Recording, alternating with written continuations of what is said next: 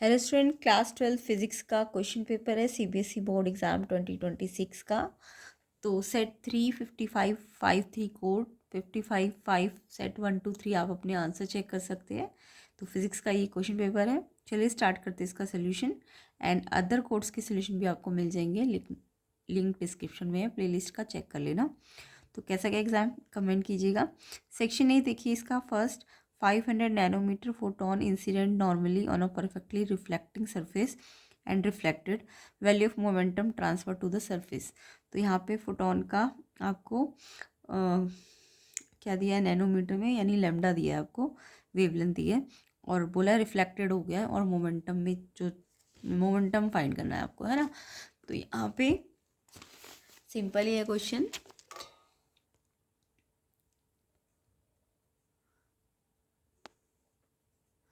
देखिए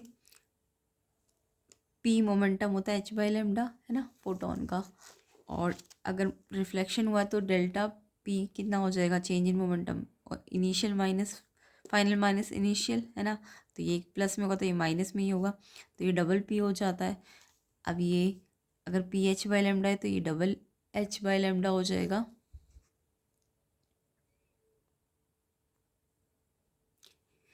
तो अब वैल्यू पुट करो। h की वैल्यू आपको पता है कितनी होती है, h की वैल्यू होती है 6.63 इंटू 10⁻34 प्लैंक कांस्टेंट। लैम्डा आपको गिवन था नैनोमीटर में, तो मीटर में कन्वर्ट करना था। तो इसे सॉल्व करोगे तो ये आएगा आपका 2.65 10⁻7 kg मीटर पर सेकेंड। तो ये ऑप्शन सी आपका आंसर हो जाएगा। तो फर्स्ट का आंसर क्या है, ऑप्शन सी। ठीक है, तो ये आंसर किस किस बच्चे ने लिखा है, तो ये सॉल्व करने का ये मेथड था इसका। तो सी ऑप्शन इसका करेक्ट आंसर है। नेक्स्ट क्वेश्चन पे आते हैं। सेकंड क्वेश्चन देखेंगे, good diode check by multimeter should indicate. तो इसका ऑप्शन था A, high resistance reverse bias, low resistance forward, high resistance both, low resistance both, या light resistance in forward and low. तो good diode में क्या होता है, हाई रेजिस्टेंस रिवर्स बायस में होता है, और लो रेजिस्टेंस फॉरवर्ड बायस। तो यहाँ ए ऑप्शन आंसर हो जाएगा सेकंड का। थर्ड देखो, स्क्वायर लूप साइड गिवन थी, प्लेस किया एक uniform magnetic field 0.4 tesla perpendicular to the plane of the loop, loop rotate किया एंगल ऑफ 60 डिग्री इतने सेकंड में। तो आपको फाइंड करना था इंड्यूस ईएमएफ। तो यहाँ पे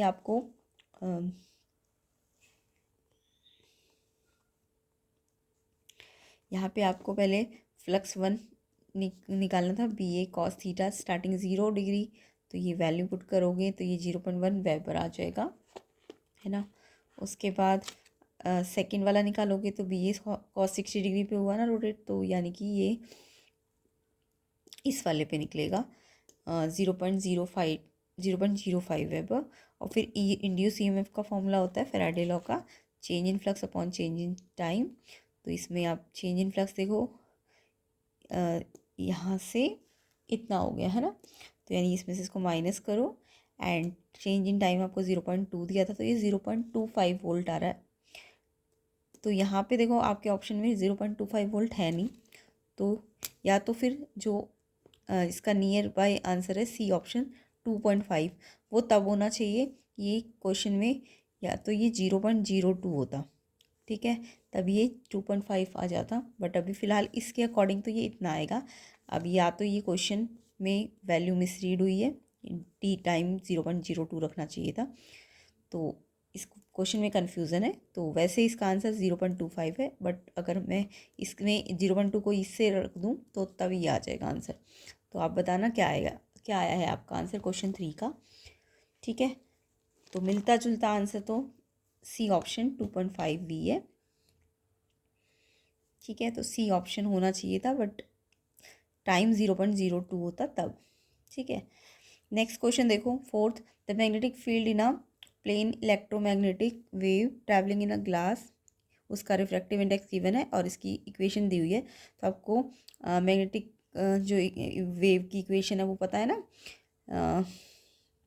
यहाँ क्या होता है बाहर, एम्पलीट्यूड ए साइन के एक्स प्लस ओमेगा टी, है ना। तो ओमेगा आपका 1.5 इंटू 10⁻11 है, और आपका के जो है वो अल्फ़ा है, और ये ए है। तो अब इसमें आप इससे कंपेयर करके ए के और अल्फ़ा निकाल लोगे और फिर आपको क्या बोला है, वैल्यू ऑफ अल्फ़ा निकालो। तो यहाँ पे कुछ फॉर्मूले आपको आने चाहिए। तो देखिए क्वेश्चन 5 में ये आपको इक्वेशन गिवन थी, अगर मैं इसकी इक्वेशन से जो जनरल फॉर्म वाली उससे कंपेयर करूँ तो बी नॉट आपका इतना आ जाएगा और के आपका अल्फ़ा होगा और ओमेगा आपका ये 1.5 10⁻11 होगा। अब आपको पता है जो मीडियम की स्पीड होती है ओमेगा बाई के, है ना। अब ओमेगा बाई के और आपको पता है अल्फ़ा के है, और के कैसे निकल जाएगा, यहाँ से के निकालो तो के ऊपर चला जाएगा और वी नीचे आ जाएगा। तो ये ओमेगा बाई वी, और वी आप रिफ्रैक्टिव इंडेक्स के फॉर्मूले से निकाल सकते हो। वी मीडियम, रिफ्रैक्टिव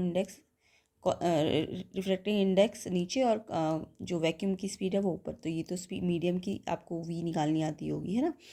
तो ये आ जाएगी आपकी सॉल्व करके 2 × 10⁸ और ओमेगा आपको दिया ही हुआ है क्वेश्चन में। तो यहाँ से अल्फ़ा सॉल्व करोगे तो अल्फ़ा की वैल्यू इतनी आ जाएगी। तो ये आपका आंसर है इसका, ऑप्शन सी इसका करेक्ट आंसर है। तो किस किस बच्चे ने ऑप्शन सी पे टिक किया है उनका आंसर बिल्कुल करेक्ट है, 7.5 × 10⁻2 पर मीटर। ठीक है, तो सी ऑप्शन इसका 4th का आंसर है। नेक्स्ट क्वेश्चन पे आते हैं। 5th question, a charge particle moving in a uniform magnetic field be with the constant speed in circular path of radius r, which of the following graph represent the variation of radius of the circle with the magnitude of magnetic field b। तो b का v r इन सब के साथ एक relation होता है, आपने पढ़ा होगा वो relation magnetic field circular path पे। तो r का रिलेशन क्या है, r mv/qb, है ना। तो ये रिलेशन होता है। तो r अगर हमारा v भी कांस्टेंट है ना, बोला है क्वेश्चन में, और इसके अलावा रेडियस आर तो चेंज हो रही है, वी कांस्टेंट स्पीड है ना। तो आर बी के देखो क्या है, चार्ज पार्टिकल भी फिक्स ही है, क्यू यानी वो फिक्स है, वी भी फिक्स है, मास भी फिक्स है उसका। तो यानी आर बी के इन्वर्सली प्रोपोर्शनेट है। तो रेक्टेंगुलर हाइपरबोला वाला ग्राफ बनेगा बी ऑप्शन वाला। ये होता है ना इन्वर्स वाला ग्राफ आर वर्सेस बी का, क्योंकि ये इन्वर्स प्रोपोर्शनेट होती है आर बी के। तो इसलिए 5th का आंसर आपका बी ऑप्शन हो जाएगा, ये वाला ग्राफ।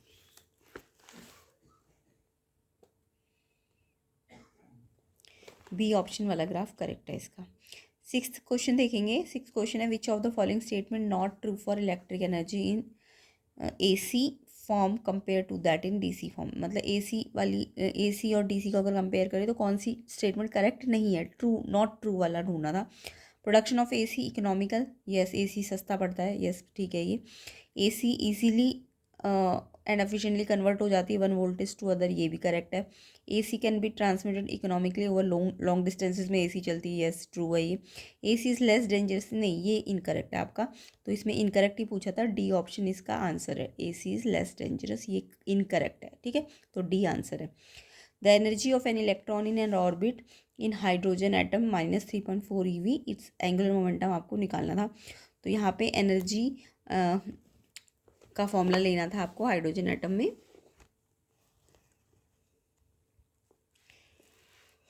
तो 6 का आंसर तो आपका बी है, ठीक है, सॉरी 6 का आंसर तो डी है, ए सी लेस डेंजरस। उसके बाद 7 देखो, इसका आंसर सी ऑप्शन हो जाएगा। कैसे, आपको एनर्जी nth ऑर्बिट का फॉर्मूला लगाना है ईवी में, और आपको क्वेश्चन में एनर्जी गिवन थी, तो यहाँ से आप n स्क्वायर निकाल लोगे। n स्क्वायर निकालना तो n स्क्वायर को ऊपर भेजो, इसको नीचे ले आओ, तो ये आज का आपका 2 आ जाएगा। कितना आ जाएगा सॉल्व करके, n 2 आ जाएगा। और फिर n की वैल्यू एंगुलर मोमेंटम के फॉर्मूले में लगा देना, NH/2π, n आपका 2 है, 2H/2π, तो 2 से 2 कैंसिल, H/π आंसर हो जाएगा सी ऑप्शन। तो किस किस बच्चे ने ये आंसर लिखा है कमेंट करके बताना कि हमारा ये आंसर आया है H/π। क्या आएगा आंसर, H/π।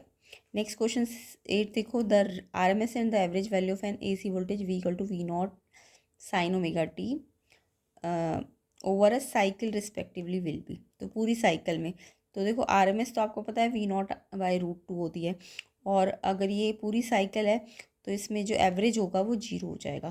तो ये सी ऑप्शन इसका आंसर है, ठीक है। नेक्स्ट क्वेश्चन 9 देखो। क्वेश्चन 9 में the figure shows 3 point charges, 3 point charge है ए बी सी, और ट्राइंगल ABC जो है ये ट्राइंगल ABC में 3 चार्जेस, ठीक है।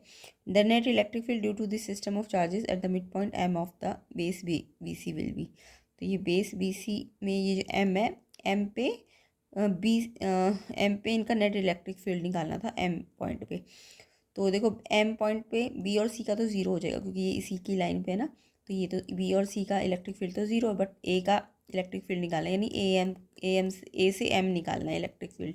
तो AM आपको दिख रहा होगा, ये परपेंडिकुलर है ना, क्योंकि मिड पॉइंट है तो ये परपेंडिकुलर लाइन है, तो ये L√2 है, तो ये L हो जाएगा AM, है ना।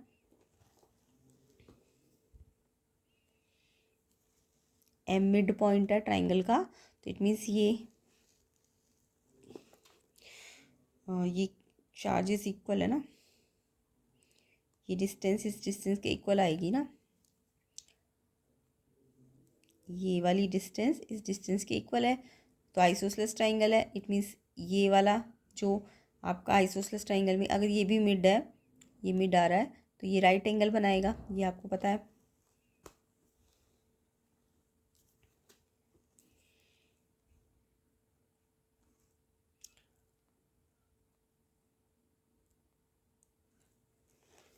तो यहाँ पे कैसे पता चल रहा है ये परपेंडिकुलर है, क्योंकि ये भी L√2 है और ये भी L√2 है। तो आप AM निकाल सकते हो 90 डिग्री, क्योंकि 90 डिग्री का ट्राइंगल होगा, ये इसके इक्वल है, ये कॉमन है, और ये एंगल इक्वल हो जाएंगे ना, अपोजिट साइड है तो अपोजिट एंगल इक्वल, तो ये 90 है, यानी कि अब ये 90 है, तो आप AM निकालो, ये पूरा 12 था, तो ये वाला अगर मैं इस ट्राइंगल को कंसीडर करूँ AMB, तो ये 90 है, ये L√2 है, ये कितना है L है, क्योंकि ये पूरा 12 था, है ना, ये पूरा 12 था ना, यहाँ से यहाँ तक 12 है, तो ये L हो जाएगा, तो ये वाला निकाल लो आप।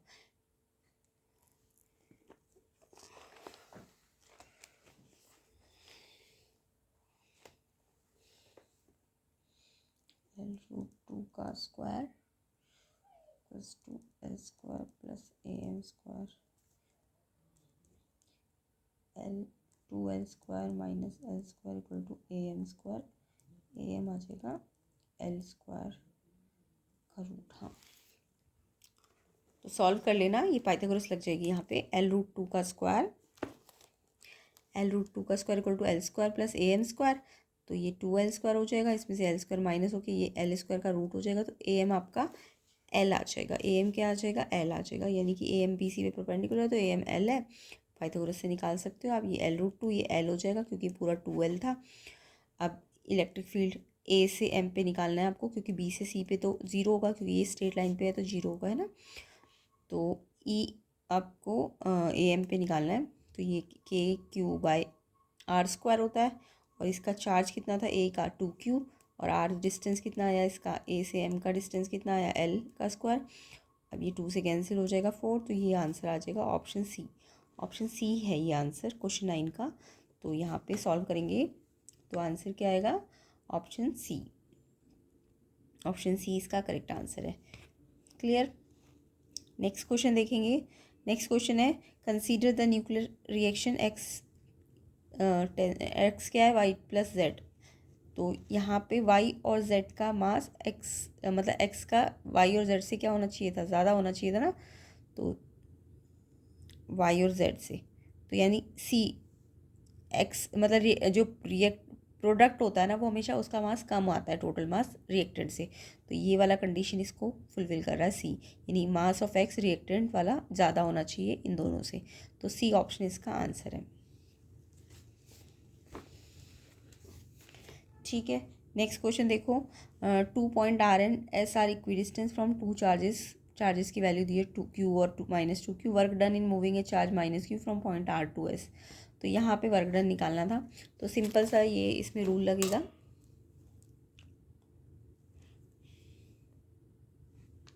क्वेश्चन 11 में, क्वेश्चन 10 का आंसर तो समझ आ गया ना, C है। 11 में देखो V क्या होता है, वर्क डन के लिए पहले आपको क्या चाहिए होगी, वोल्टेज चाहिए होगी KQ/R। अब आप इसमें डिस्टेंस मान लो Q से R का कितना है, Q से R का आप R1 मान लो, और Q से -2Q जो पॉइंट चार्ज है उसका पहले Q का R से डिस्टेंस R1 लो, फिर -2Q का R से डिस्टेंस R2। ऐसे S से भी Q का R1 ही होगा और -2Q का भी S से R2 ही होगा, क्योंकि इक्वी डिस्टेंस पे बोला है। अब इस फॉर्मूले में अगर मैं V R पे निकालूं तो इन दोनों का सम आ जाएगा ना, KQ/R1, Q दो चार्जेस के सम का सम हो जाएगा ना R पे, क्योंकि दोनों से मिलके तो बना है। तो Q/R1 प्लस -2Q/R2। ठीक है, सेम ऐसे VS पे भी यही आ जाएगा, क्योंकि सेम डिस्टेंस रहेगा, इक्वी डिस्टेंस है ये, है ना। तो VR और VS क्या हो जाएंगे, इक्वल हो जाएंगे। और जब VR VS के इक्वल हो जाएगा तो आप वर्क का फॉर्मूला Q/V लगाओगे। अब ये वर्क R2S है तो S-R हो जाएगा। तो ये दोनों तो इक्वल है, तो ये इसमें से इसको माइनस करोगे तो ज़ीरो आ जाएगा, तो वर्क कितना हो जाएगा, ज़ीरो हो जाएगा। तो यहाँ पे ज़ीरो वर्क होगा। आंसर ए ऑप्शन है करेक्ट।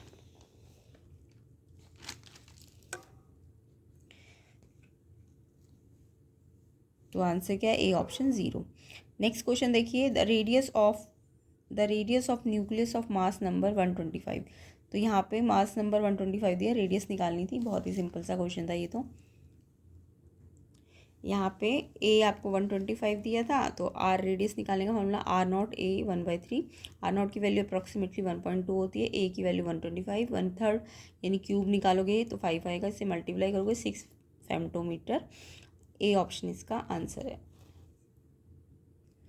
तो आंसर आपका 6 आएगा, A option. Next question assertion reason है 13 से 16, तो जल्दी से इसे भी देखते हैं। एजर्शन है, in Young double slit experiment the fringe width for dark and bright fringe same होती है। यस, बिल्कुल करेक्ट है। डार्क और ब्राइट फ्रिंज की जो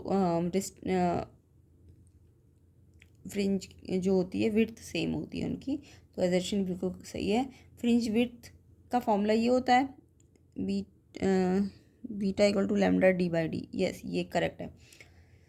और ये इसी रीज़न से इनकी ब्राइट और जो डार्क फ्रिंज होती है वो सेम होती है, तो ये इसे एक्सप्लेन भी कर रहा है।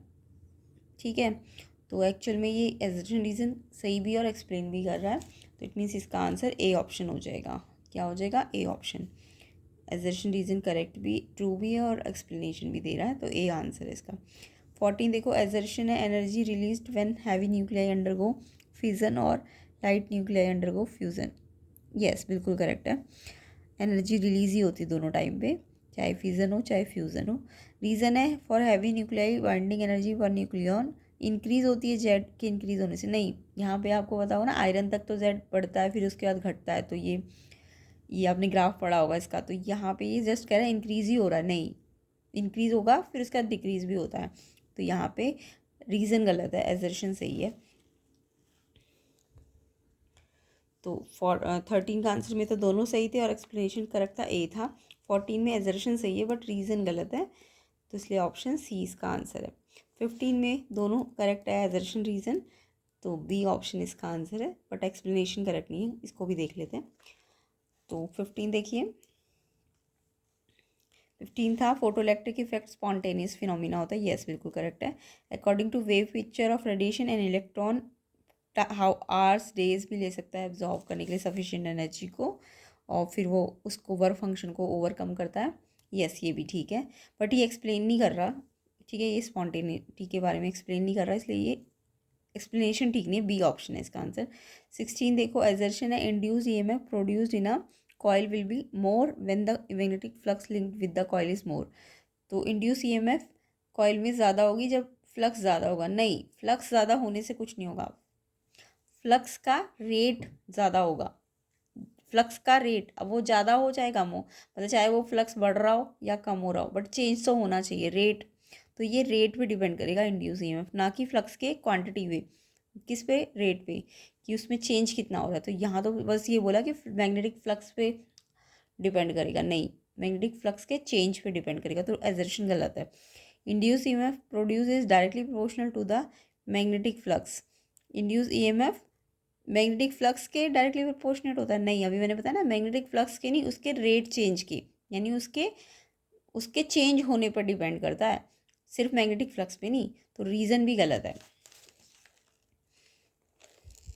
तो 16 का एजर्शन भी गलत है और रीज़न भी गलत है, क्योंकि आपको बोला है वो मैग्नेटिक फ्लक्स पे डिपेंड कर रहा है, नहीं, मैग्नेटिक फ्लक्स के चेंज पे डिपेंड करता है। तो इसलिए ये रीज़न भी गलत है और असर्शन भी गलत है, इसलिए ऑप्शन डी इसका आंसर है क्वेश्चन 16 का। तो यहाँ पे हमारा सेक्शन ए कंप्लीट होता है। सेक्शन बी सी डी को हम इसके नेक्स्ट पार्ट में कवर करेंगे। वीडियो को शेयर कर देना, ज़्यादा से ज़्यादा लाइक कर देना, ताकि हम इसका नेक्स्ट पार्ट भी जल्दी जल्दी कवर कर सकें। तो आपको जल्दी जल्दी वीडियो को लाइक करना है, एंड अदर कोड्स के लिए भी आप प्लेलिस्ट चेक कर लेना, लिंक डिस्क्रिप्शन में। तो ये पूरा क्वेश्चन पेपर, अगर आप PDF चाहते हो तो टेलीग्राम लिंक ले लेना चैनल पे से। तो सेक्शन डी, तो इन सब के आंसर्स भी आपको मिल जाएंगे, बट टाइम लगेगा थोड़ा।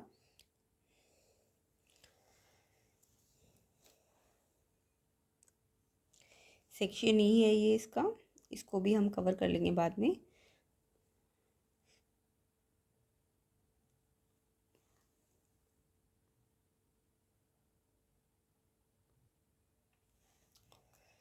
तो वीडियो को ज़्यादा से ज़्यादा शेयर कर देना, लाइक कर देना, चैनल में नए हो तो चैनल को सब्सक्राइब भी कर देना। अदर कोर्स के लिए प्लेलिस्ट का लिंक है, चेक कर लेना।